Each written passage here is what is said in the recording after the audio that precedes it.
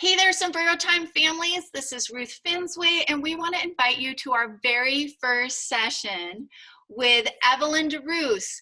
And she's a licensed marriage family counselor, as well as a psychotherapist and a certified Enneagram teacher. And so we're super blessed to have her here today.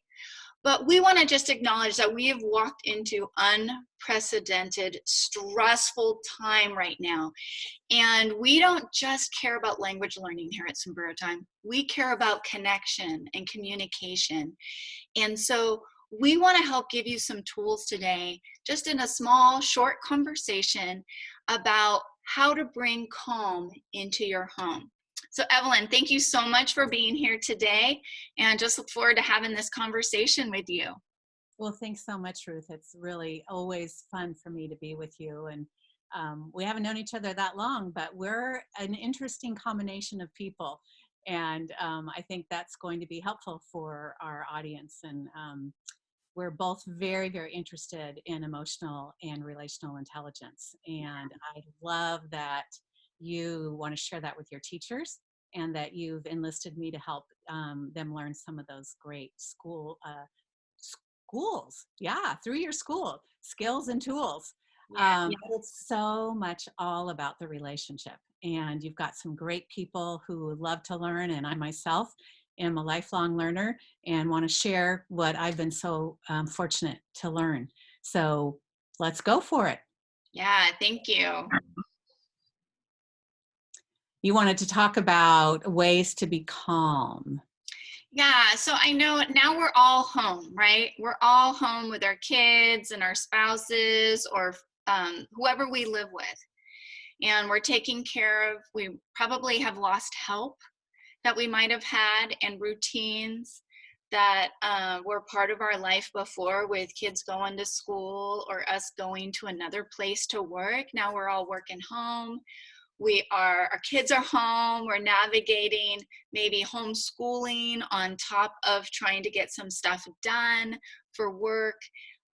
We can't go out to a restaurant and eat in a different location. I mean, we're just home, home, home all the time. And I just know for us, like we have needed to be very conscious about how we're going to just stay calm with all this togetherness. Right, right. And that's where I think it's so important to understand how different we all are, because some of us love togetherness, and the more people, the better. And even as we were talking about doing this, right, I said, Ruth, for me, this is like jumping off a cliff. This is like way outside of my comfort zone. And for you, you said, hey, this is like a party. This is fantastic. I love the sheltering at home because it's more peace, more quiet, fewer things. But I'm about to be a grandmother, so there's no kids in my house, just my husband and I. And so I'm reveling in the peace and quiet. And my husband's going crazy. Cabin fever. He's on the phone constantly. And so for you, knowing about the different temperaments, the different personalities, the different needs and interests of each family member, what's calming for one could be so annoying for the other person, right? And we don't really understand that. So growing in self-awareness of what's calming for me, maybe you don't even know that, but we're going to talk about a variety of different things and how that may be very different for the other person. So Totally. I have to share this story because the other day I've been wanting to find a way to connect with my two nieces and my sister, whose husband is away as a paramedic. And so they're separated because he's on the front lines. And I've been missing them and wanting to connect with them. And so I came up with this fantastic idea, right? According to Ruth. And we were going to Rachel, my daughter, she figured out this recipe to make homemade facials. So I thought, like, what 3 and 5-year-old don't want to get their fingers gooey and like rub oatmeal and yogurt on their face? And so I get my mom on the Zoom call and my sister and her two girls, and then Rachel and I, and we're talking, and my sister's just trying to connect with my daughter, who she hasn't seen in 6 months. And I'm like, come on, you guys, let's get to the facial, you know? And finally, I could get no one to participate in the facial. So Rachel and I did it almost like we were the Romper Room show.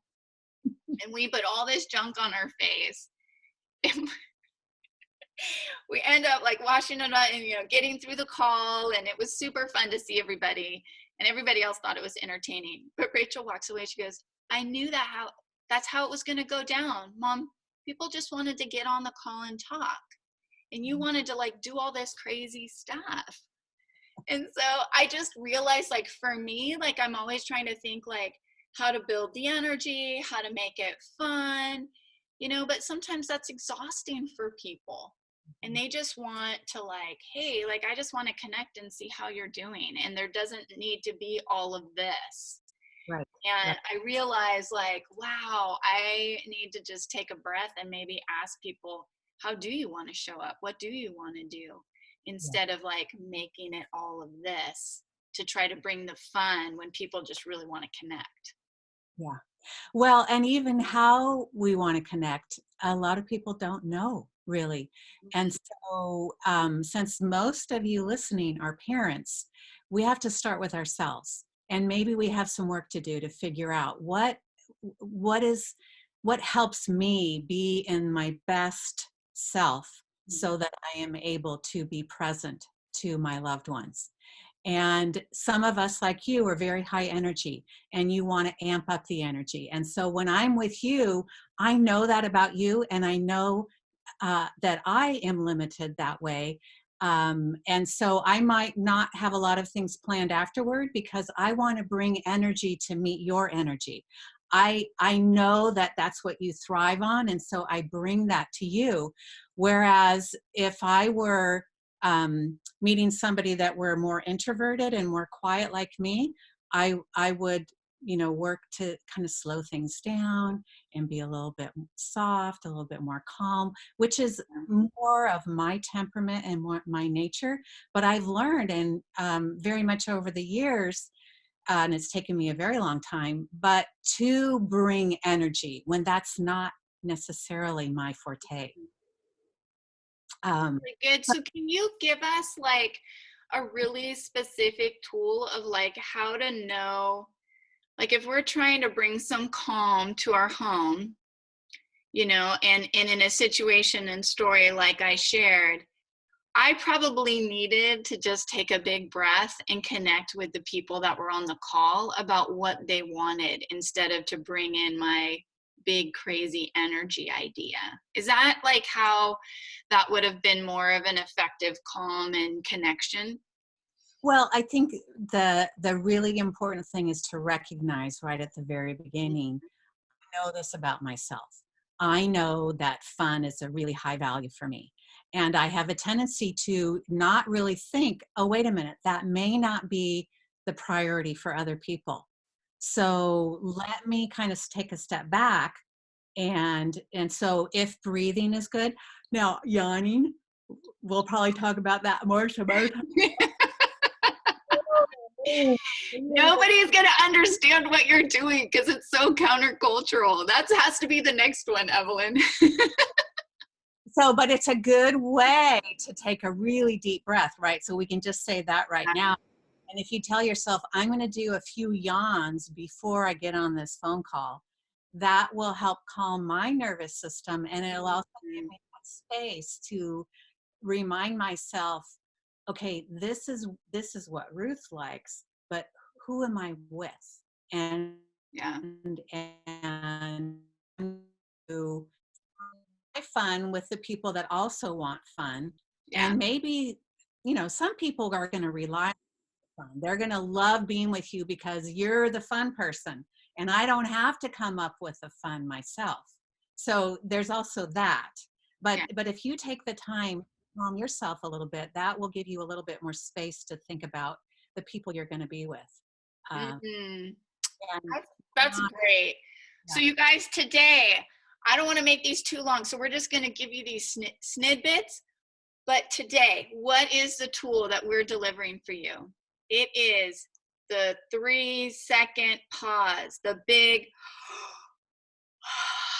breath yawn of what is this connection or interaction with our children, our husbands, our Zoom call friends, family? What kind of energy do I need to bring to bear so that we're building connection? So like I said, here at Sombrero Time, we teach Spanish, but we care about this because this is what really brings connection. This is where we use the language, whatever language we know, to be able to connect as human beings, which is so critical at this time.